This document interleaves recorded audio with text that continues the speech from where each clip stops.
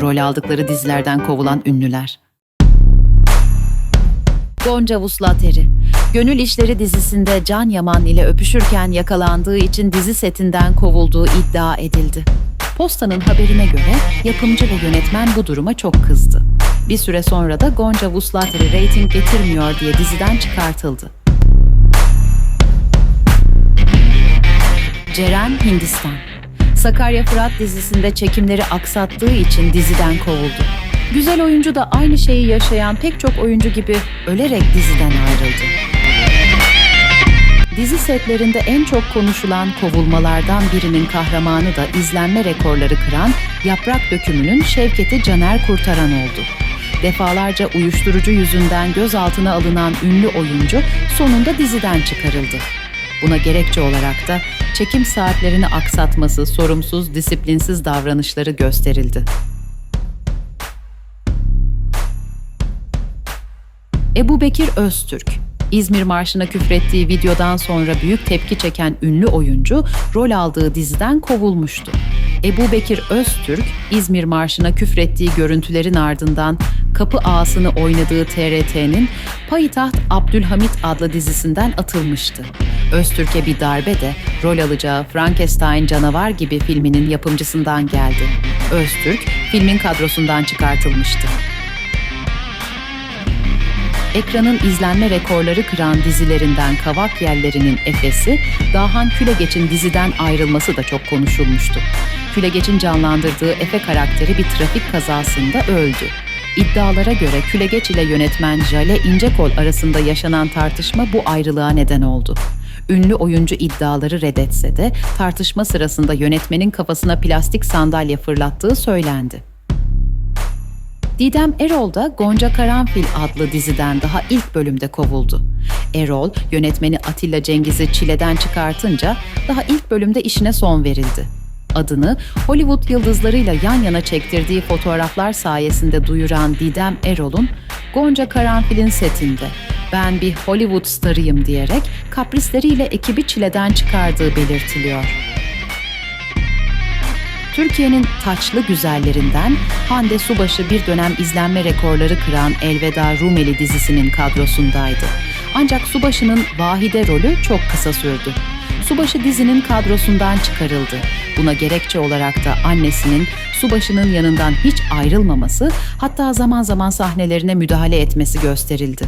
Subaşı daha sonra yaptığı açıklamada "Bu ayrılığın nedeni ne? Benim ekiple bir problem yaşamam, ne de annemin işlerime karışması. Tamamen sözleşmenin maddeleri konusunda ATV ile uyuşma sağlayamamış olmamız. Ekipten ayrıldığım için üzüldüm.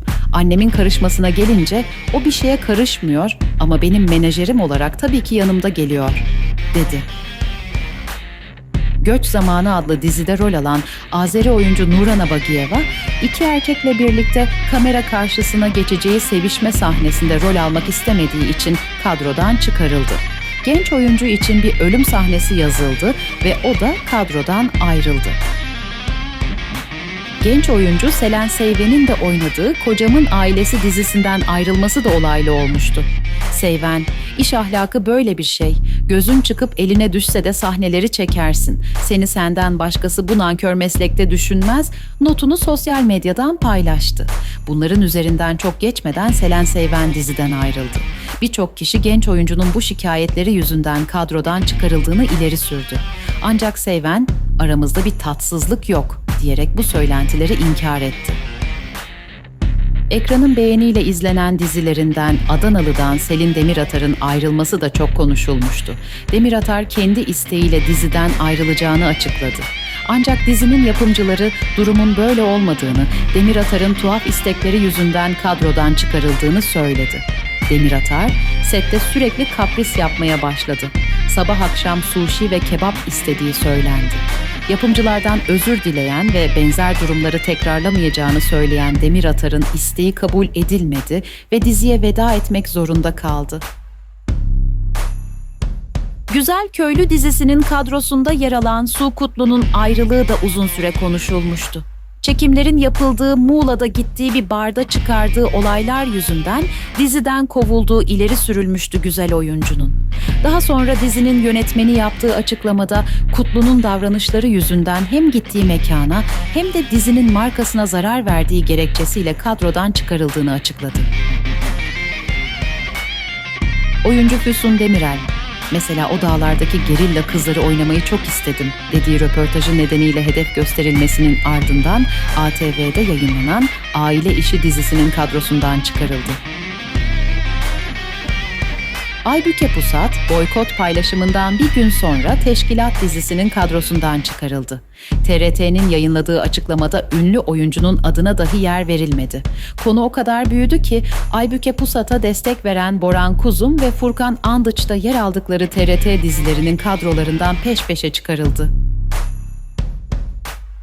Kulislerde konuşulanlara göre Sibel Taşçıoğlu'nun Melis Civelek'in kızı Feyza Civelek ile, yani dizideki Nilay karakteriyle sorun yaşadığı, bu nedenle senarist annenin radikal bir kararla Pembe karakterine veda ettirdiği öne sürüldü. Pınar Altuğ, Tony adlı gençle arkadaşlığının basına yansımasının rol aldığı Çocuklar Duymasın dizisinin setinde huzursuzluk yarattığı iddiaları sonucunda diziden ayrılma kararı aldı. Söylenildiği gibi senarist Birol Güven tarafından kovulmadığını, kendi isteğiyle işi bıraktığını belirten Pınar Altuğ, konuyla ilgili şunları söyledi: "Her yerde kovuldu gibi saçma sapan şeyler söylense de bu benim kararım" dedi. Dizinin yapımcısı Raci Şaşmaz'ın sık sık özel hayatı ve alkollü görüntüleriyle gündeme gelen Deniz Çakır'ın bu tutumundan dolayı rahatsız olduğu için böyle bir karar aldığı iddia edildi. Ancak ünlü oyuncu Oktay Kaynarca, rol arkadaşı Deniz Çakır'ın Eşkıya Dünyaya Hükümdar Olmaz dizisinden yansıtıldığı gibi özel hayatı sebebiyle çıkarılmadığını belirtti. Leyla ve Mecnun dizisinin Leyla'sı Ezgi Asaroğlu, sete gelen rol arkadaşı Uşan Çakır tarafından darp edilmiş, çekim için hazırlık yapan dizi ekibi kavgayı görüp olaya müdahale edene kadar da Asaroğlu boğazını sıkan Çakır'dan kurtulmaya çalışırken düşüp kafasını kaldırıma çarptığı iddia edildi. Yönetmen Onur Ünlü durumu öğrenir öğrenmez hemen Uşan Çakır'ın işine son vermişti. Ardından Asaroğlu, Çakır'ı aynı zamanda sevgilisi olan dizinin oyuncularından Beste Bereket'in azmettirdiğini öne sürünce yönetmen Ünlü'yü kızdırmış ve şiddet olayını iki kadının şahsi kavgasına dönüştüren Asaroğlu'nun sözleşmesini feşhetmişti. İki tarafa da yakın isimler bu kavganın fitilini Uşan Çakır'ın Beste Bereket'ten önce Ezgi Asaroğlu'yla yaşadığı ilişkinin ateşlediğinden bahsetti. Kimi rolü yüzünden, kimi kaprisinden kovuldu. Daha fazlası için kanalımıza abone olun.